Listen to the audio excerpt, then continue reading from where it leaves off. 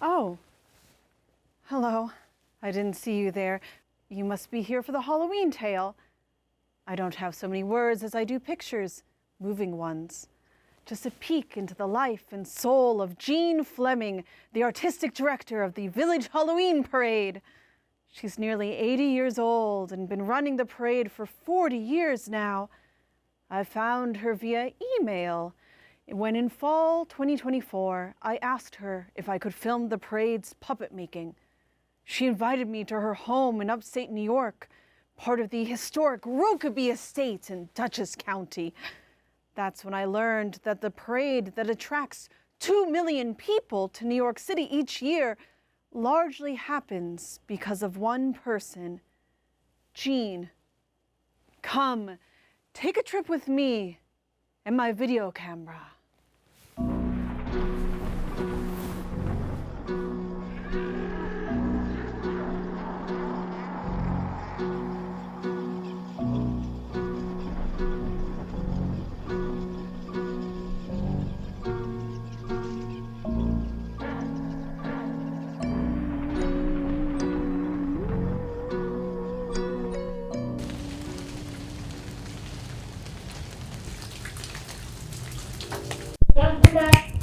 There we go.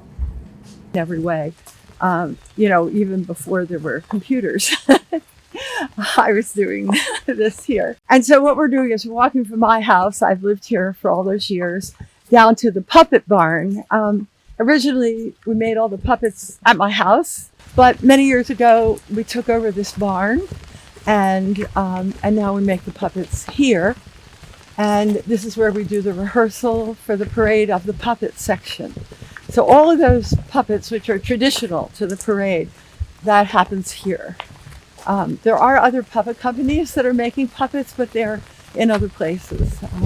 But these are the official puppets that we make here. Rokeby is an original. It was given by a land grant from the King of England way back at the beginning of time, and it's still in the same family. We'll create 2 lines and do a very simple contra dance thing. Let's give you a few does and like nothing complex, but if they all do it together, it will look like they're amazing.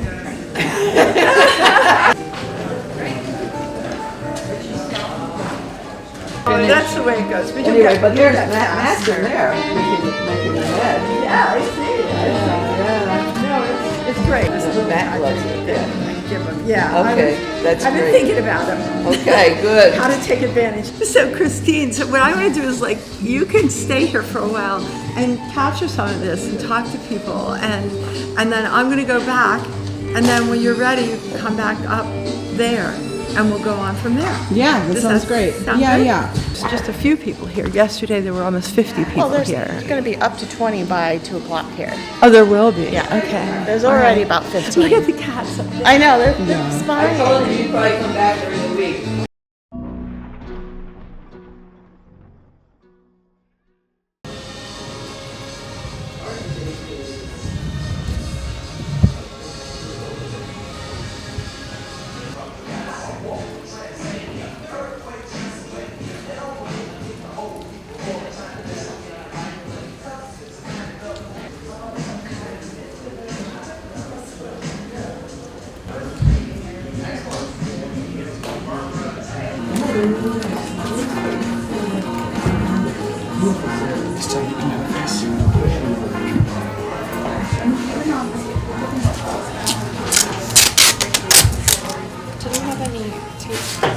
Yeah, you'll probably need some tape in there.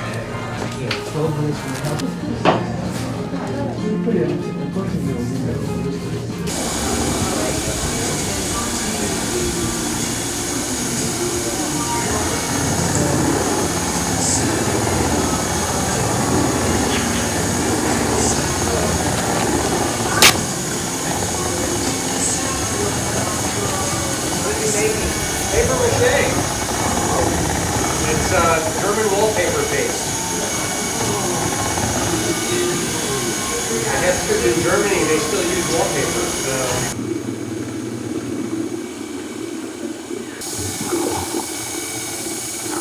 I mean, I think that was with that support. Yeah.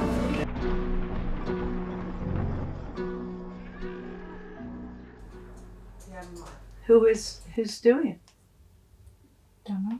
Look at me. Do I look ridiculous? No, and I like all the pinkish purples you have going on. Yeah, I thought Jewel it would be tones. better to do something colorful instead of black all the time. Yeah. It's so easy to just put on. That's like my uniforms. I just wear that every single day. Yeah. So anyway, this is my So- dress-up uniform. So tell me how it is you came to be artistic director. Oh, okay.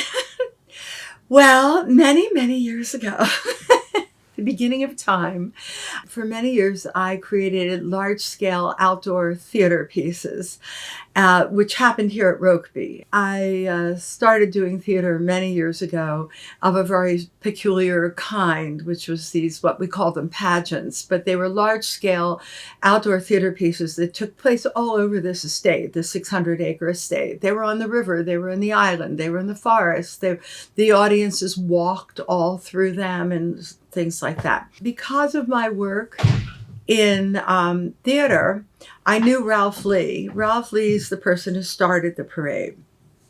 And he was a mask maker and puppeteer who lived in Greenwich Village. And he walked basically from his house to his park.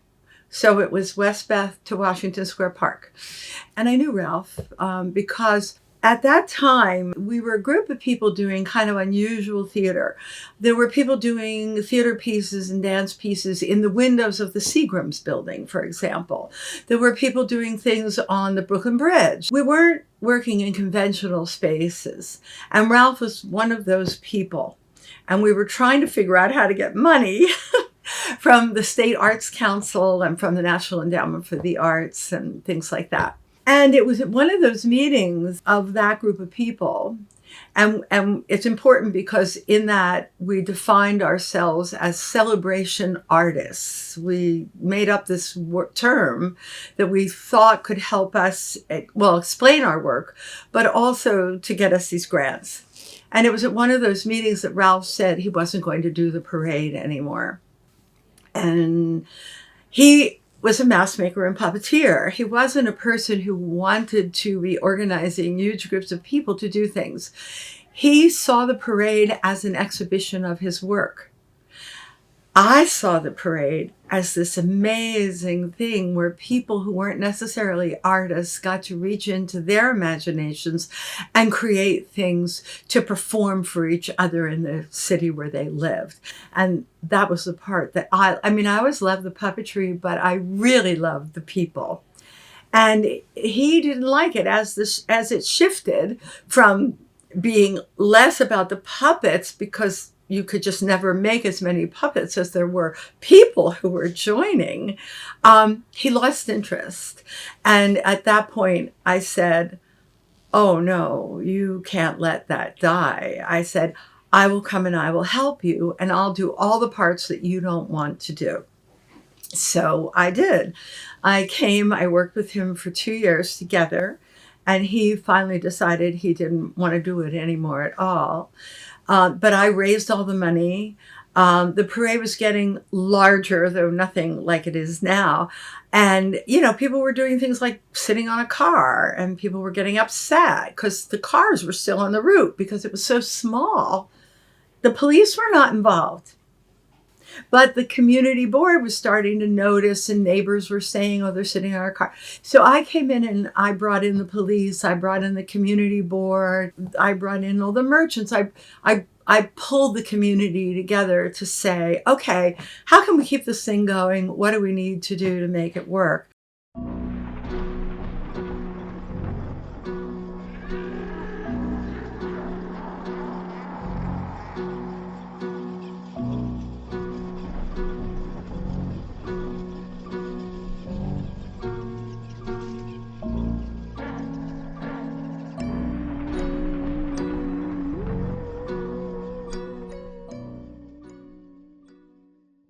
When we plan the puppets every year, we are looking at the zeitgeist. We're figuring out what it is going on in the world. We also relate it to the ancient themes of Halloween. Like, for example, this year, I was working with a totally different idea up until J.D. Vance made his comment about the cat ladies. Who knew? Instantly, I found out New York City is the epicenter for cat ladies. And the whole thing changed that quickly. And that's like fresh. That's only 6-7 weeks old right now.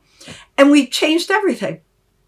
But I think that what I really think is that the cat lady thing took us to nonsensical, and that in fact, what we're living in is nonsensical. I mean, things still don't make sense. Not the whole parade is nonsense in a sense, and which is part of what's good about it. I'm quoting the Cheshire Cat. Imagination is our only defense in the war against reality.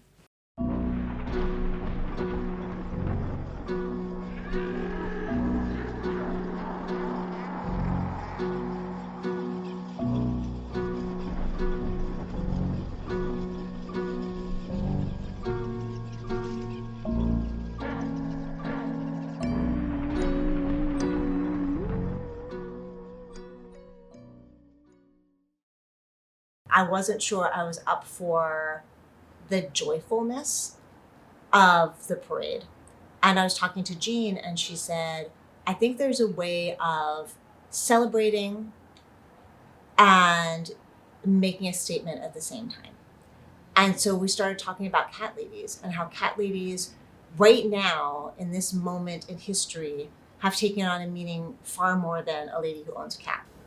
All because of a comment about childless cat ladies not being as relevant in our society as other people. And so it just seemed like cat ladies was an amazing message that didn't hit you over the head with political overtones, and yet it was a completely political statement. And the Cat Ladies Unite felt like a union message almost, like we are coming together, we have a message, we're here, we're proud, we want to share. So we wanted something that looked like signs from a picket line.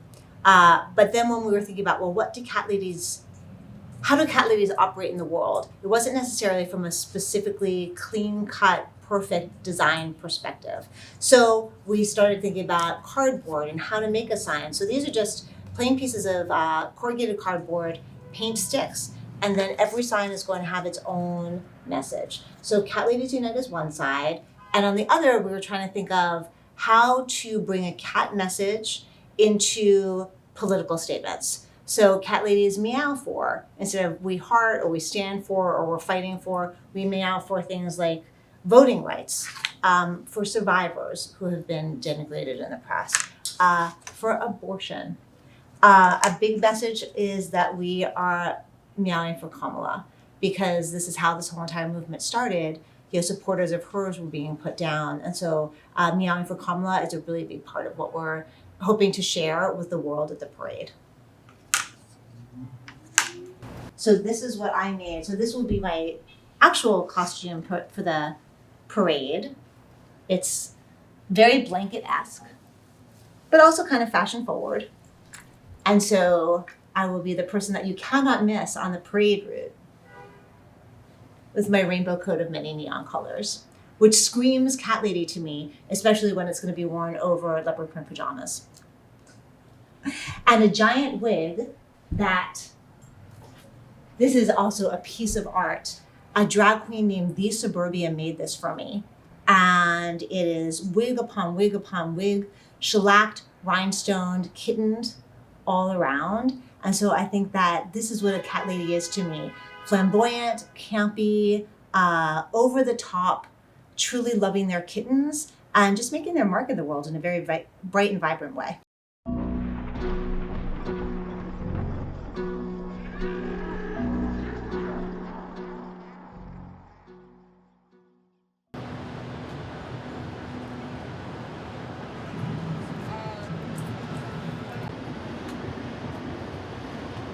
Someone else comes to help so that we don't The blacks get them. Oh yeah, that one. That's the black. So 3 blacks.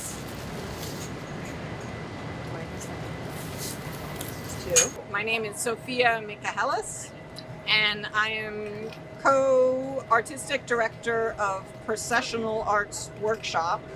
And Alex Kahn and I design the theme performance often made up of a lot of puppets for the Halloween parade that helps establish the theme at the head of the parade. And also we bring out and curate the lead section of puppets, which are skeletons and jack-o'-lanterns, various puppets, some from the designers that were working before we are and others that we've added over the years. But those are the perennial favorites that lead the parade.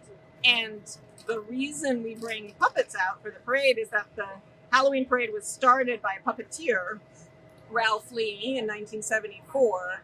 And so, in a way, we continue that legacy. We always try to think of a theme that is, it's like in the zeitgeist, like what's going on, what seems relevant to this year, what would be meaningful.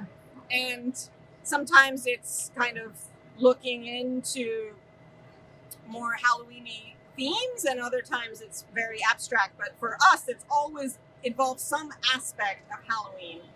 This year, we were interested in doing witches and their familiars, cats, because it's a cliche of Halloween, but it also is very much in the news. A lot of people were talking about cat ladies this summer. Comments accusing people of being cat ladies resurfaced, but then there was such a reaction to those comments of like whether people were ladies or not, had cats or not, had children or not, it didn't matter, but it really struck a note of you are telling us that we don't belong in this society, that we are not fit, particularly in New York City, certainly not exclusively New York City. There are a lot of people who are creating their own world, their own system that they want to live in. And so they felt implied in the childless cat lady comments. And so we really wanted to build on that energy and the feeling of otherness that the accusations and the negative impact of being a childless cat lady and the response of like, no, we're proud of being childless cat ladies. Every year for the last 13 years, we have run an event in September called Morningside Lights with Alex and Sophia, who run Processional Arts Workshop. Starting in 2016, I started working with them on this event. So I help mainly to get the puppets set up and get the volunteers into their puppets. And then I walk with the parade, and if anybody has any kind of issues, say for example, if you have a skeleton and your arm comes off, then I help zip tie it back on during the procession to keep everybody moving. When you live in New York City, it can be so big and so dehumanizing in some ways. The feeling you get when you are part of the procession or part of the parade and you are part of something that's so much bigger than you, and that you play a part in making something happen that is a real tradition in the city, and that you get to feel like even though your part might be small, but you help make that happen. And that as a result, even though you're just one individual person who lives in this city, that you are really a part of the city and something happening in the city. I'm actually a whole cat wrangler this year. I'm helping the 80 cat ladies who are coming and walking the parade stay organized, do some physical culture, do some dancing as we process for this year's theme.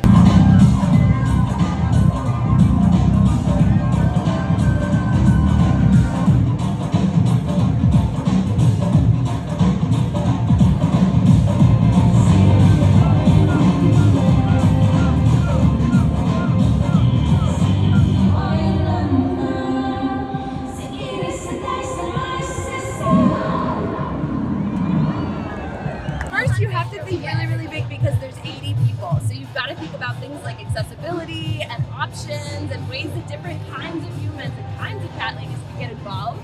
And then it's about creating a physical culture of movement that works both for in-place dancing and processing as we go. So you've got to try some things on for size, you've got to test out the teaching of those things, all so that it makes and works for everybody. Anything goes, and it's so fun, and it's a great way for the community in New York to show all of their colors, and I hope it keeps happening year after year after year. So I call this Kimono Cat. I actually got this kimono in Tokyo, so it's a vintage real kimono, and so I heard about this Cat Ladies Unite event, and I thought, well gosh, I gotta get something that's a little Japanese, so this is a Japanese anime mask to go with that. I love the Greenwich Village Halloween Parade. I've been many years either watching it or being in it, and I literally, to be honest, I'm a dog mom. I don't even have a cat, but I wanted to be a part of the camaraderie of being in the parade and being with a group that were apparently going to learn a choreography and a little chant, so that's why we're here early tonight.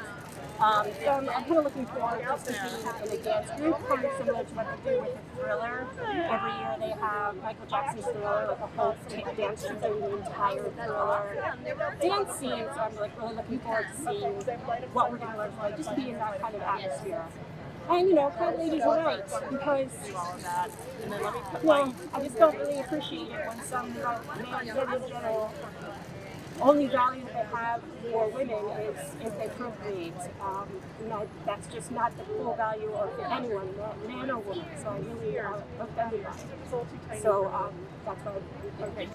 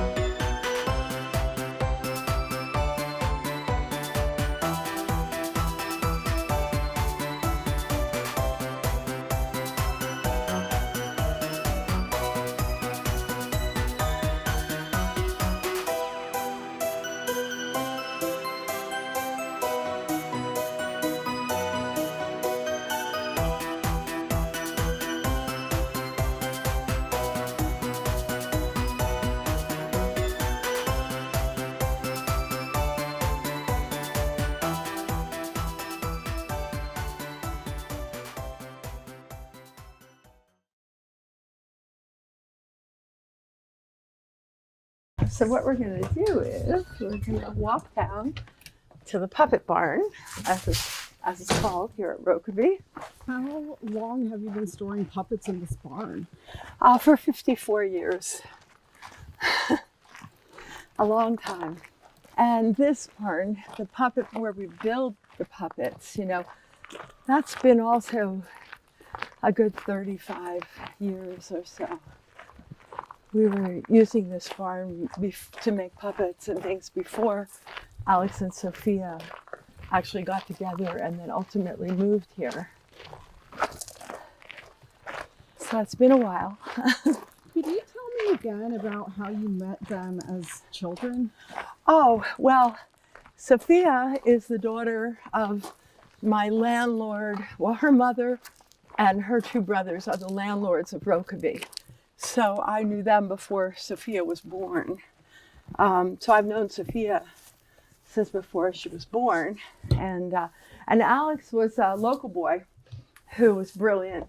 And I met him, I think I was doing pageants at the time. And Sophia was in the pageants. And I think I met Alex around that time too. He was maybe 12 or 13. So here we go. This is rather precarious, of course. Oh, it's interesting. So yes, this is the way it was when I came the other day, which is that the cats, I think this is all of them, are stored here right at the moment. This is a barn where, it's called the Ox Barn, where we've done many, many projects over all the 50 years, many an event in here and everything. And right now it's just storage, but here are the cats. So could you tell me about the process of storing them? When the parade is over, what happens? Well, when the parade is over, the puppet truck, which has all the puppets in it, that we take them down to the city, it comes back to Rokeby. And then that crew, led by Alex and Sophia, unpack all the puppets and put them back in the barn, which is where they live, along with the puppets for Sinterklaas and every other thing that we've done, you know, for all these many years. They're all living up in the barn. And it's pretty full after all these years, even though a couple years ago we actually got rid of a lot of puppets that were very old and that we weren't really using anymore. And it's very full. So that's why the cats are here, because they take up quite a bit of space, as you can see. And they don't fit upstairs. So here they all are. And most of them are in bags. Oh, well, actually, I'm seeing there's other things here. Here are the shaman cows are here, and some of the skeleton heads are here. Yeah, there's a bunch of stuff here. And usually what happens is they get wrapped in plastic so that they are kept clean, and they're stored up in the barn. There are the backpacks that carry that they're on, that you know, they're all mounted on those to be carried in the parade. So they're there too. Yeah, you can see, you know, movies have been shown here, and this is the home of the Tom Waits Festival, which happened for years and years and years here. And there's thrones underneath there that were part of that. And yeah, so this is this place. Yep. So I'll take you up into the actual puppet where we store everything. Sure. And you can see a history of many things. This is one of the first things Alex actually worked on, I think, on the parade. About how old would he have been at that time, do you know? Well, he's been working with me for, 27 years working, you know, as a puppeteer, making things. So he's 58, so he would have been maybe 30 or so. But he participated in things when he was younger than that, but he wasn't working, building things or designing things until then. Some of the first things that he did are the Luna moths. There's a head of a couple of them right there. They're the first things he ever really made. Well, actually, I think the first thing were the Rasputina puppets. But it's hard to remember. It's been so many years. So how did you come to learn how to make the papier-mâché puppets? I started doing what we call pageants. They were large-scale outdoor theater pieces. And for them, we made puppets. And the we in those days was my friend Gigi and my friend Anya, who is she's married to one of the landlords here. And we learned that process. I guess we just taught ourselves how to do it at the beginning. But we also were involved with the Bread and Puppet Theater. And we saw the process that they used. In fact, in my garage, I have probably some of the very first things we ever made. And we learned from looking at the Bread and Puppet Theater many, many years ago. I mean, we were really, I'm talking about 50 years ago, that we started doing that. And when we started, actually, it'll be kind of fun. You might be able to see. When we started, the puppets, the large puppets, were all mounted on trees. We actually cut down small trees, and they became the backbones, the centerpieces for the puppets. When Alex came on, times had changed. He started to innovate with lighter materials, and we started using bamboo. And since then, he's even innovated now to use aluminum, which is even lighter. And we learned over the years. There was a famous artist in Trinidad who I knew, and he developed this notion of these backpacks that carry heavier puppets, and we learned from him. I, knew him, and I learned from him how to do that, and so did Alex. And so as a result, we began to, and another thing that is an innovation is lighting. It used to be we had to have car batteries, and we hooked everything up to a car battery, which meant you had to have either somebody carrying a very heavy car battery or wearing it, or it was in a wagon. Well, now there's LEDs and everything is battery operated. It's super light. So you can make illuminated puppets that are very, very light. But come into the other room. There's even more in here. So this, just looking at all this, this is the Hudson River or the ocean, depending on what we're doing. But these were created when I did the opening of the walkway over the Hudson for the quadricentennial of Henry Hudson's journey up the Hudson River 400 years ago. And these were part of a procession that we did across the walkway on the Hudson, where we recreated the Hudson River. And so that also was used in Sinterklaas, which is the event that I usually do right after Halloween. But this year we're taking a break from it for different reasons. Let's see. These are the heads of the sweepers that appeared in the parade the last couple of years. They were the ones who kind of swept up the cats, herded the cats. But these are eyeballs from an earlier Halloween parade. These are from another Halloween parade, but those stars are from Sinterklaas. And then if you look here, you'll see all these flats. Those are from when I did the 42nd Street River to River Festival. I did the Statue of Liberty celebration for New York City in '86. And before that, I was doing like 53rd Street River to River, 42nd Street River to River, and those are from that. And they were before Alex and Sophia's time, but here they are. And we pull them out, we use them. They're used for different things when we need them. This is the elephant in its pieces, taken apart. There were 3 elephants, a mother and 2 babies that were part. Here are puppets that I actually made many years ago with Amy Trumpeter from the Bread and Puppet Theater. These were original puppets when I first created Sinterklaas 40 some odd years ago. These were some of the original puppets, the bears. So how did you make these? These are just made out of Luan, which is a lightweight wood. You can see these are now on metal poles. They would originally probably have been on, not on metal, they probably would have been on a tree. And then the costumes, it's very simple. Things evolved over the years. They got more and more complicated. And as we brought on more people, now, Alex will design the puppets with Sophia, but then, 50 people come up every weekend and work on them. When we originally were making things like this, it was just the 3 of us in my kitchen. We didn't have a barn to build in. We were making things in the kitchen. And so they were necessarily, simpler. So how did you find 50 people to help you on something like that? How do we find people to help us? Yes. We just told a story. That's basically the way I've always worked.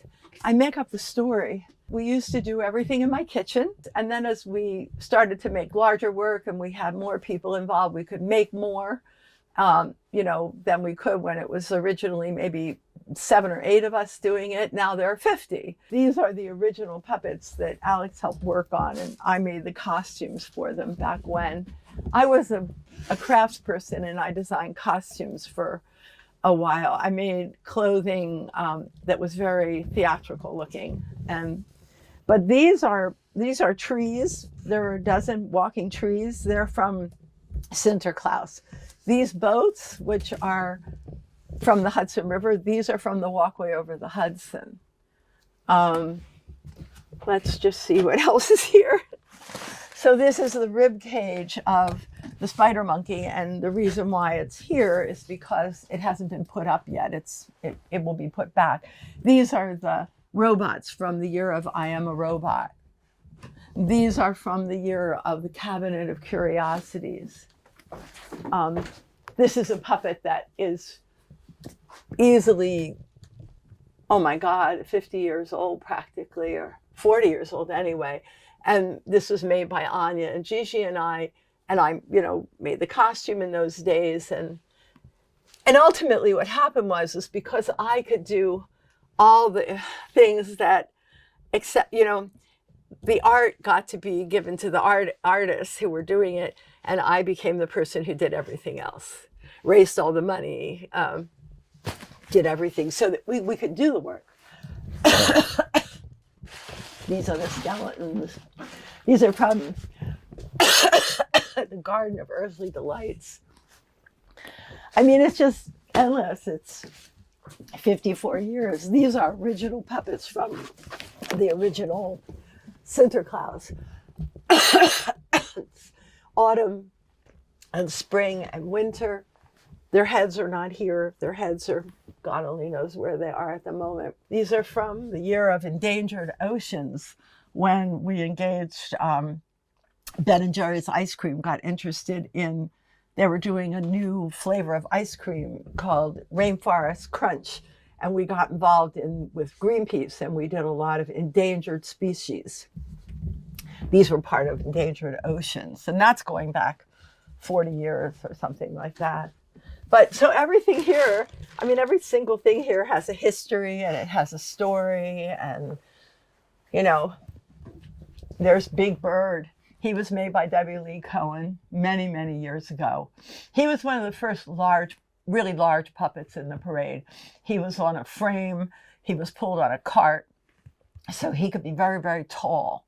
And that was an innovation at the time. But this is 45 years ago or something that we did that, you know. So why do you think these events have survived for decades? What do you think's made it possible? Well, that's a complicated question. I think it's because, well, so when I design an event, it involves a lot of people making things together.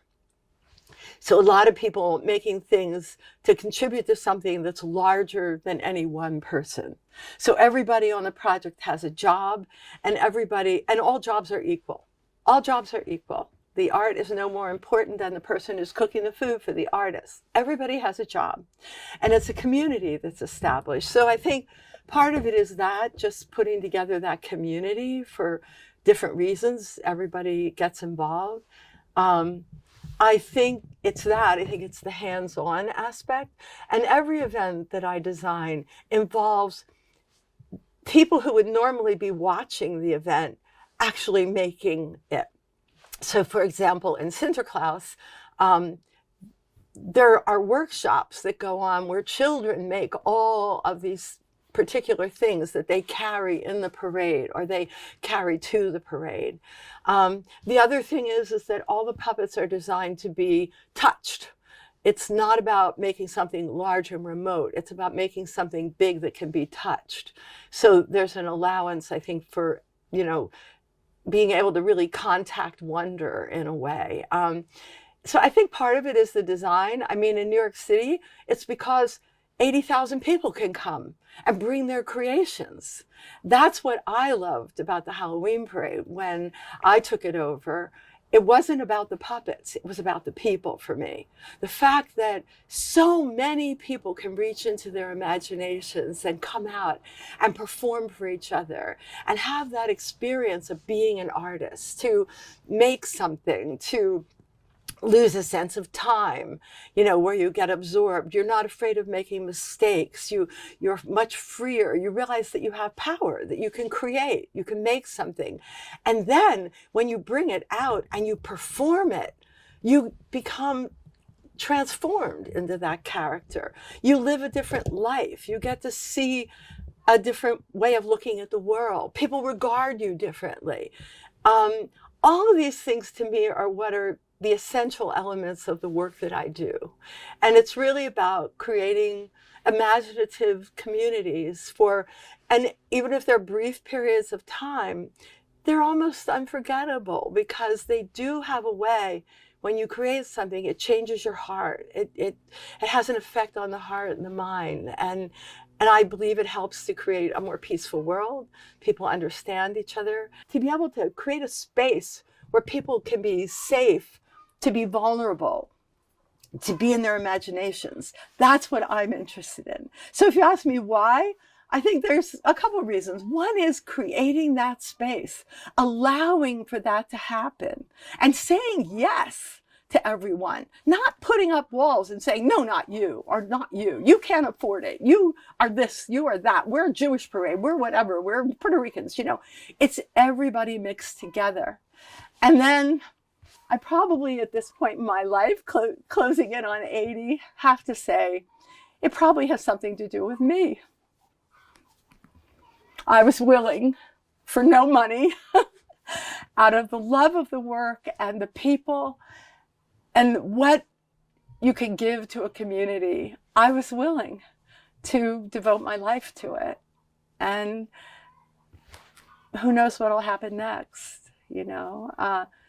Everybody has a part of it. I might be the overseer and create the story, but everybody has a part. But so far I haven't found me. I haven't found another me. And I'm just beginning to understand that I think we were from a different era in a way, when people did things like that, when artists gave their time and had a vision that they wanted to realize. I mean, I've been able, through 50 years of work, I've been able to realize my vision. I've been able to do it on small scale rituals and events here at Rokeby that involve procession always,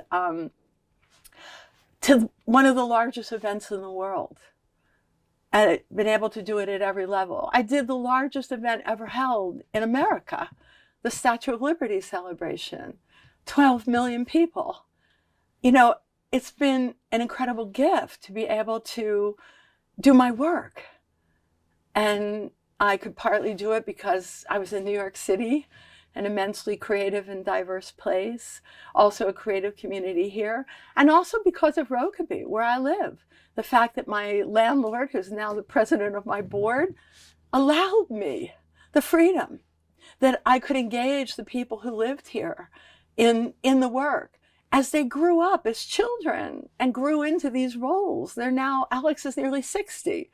You know, they grew into this. And that was an incredible gift to be able to have a physical plant, 600 acres, where you could throw parties for 200 people in the mansion, where you could do a procession all the way to the river, where there was a forest, where there was water, where there were lakes, where there were, I mean, it's just been an extraordinary opportunity to be able to work in a place like this. And I was just lucky enough to move here when I was 25 years old.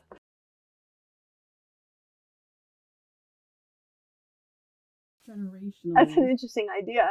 I think we were a very hopeful generation. I think that we believed we could change the world. I think we did have a lot of faith that we were changing the world. There were opportunities that opened for us that I don't think were there before, and I think are changing now. And I do believe that magic is focus. It's the details. It's the devil's in the details, but so is the magic. And I believe if you really take care of every single detail and leave enough room for things to go wrong or go right, that you really can create something that's different and magical than what you experience every day. But there's a real shift in the way that people are in the world and how they, and there's also been fear, I think, since COVID, a little bit of a fear of each other. And also too, the way the country is so divided. On Halloween night, I bring them all together. All of them. It's not just liberal weirdos who come to the Halloween parade. It's everybody who comes to the Halloween parade. And I have the opportunity to kind of maybe heal some of those wounds.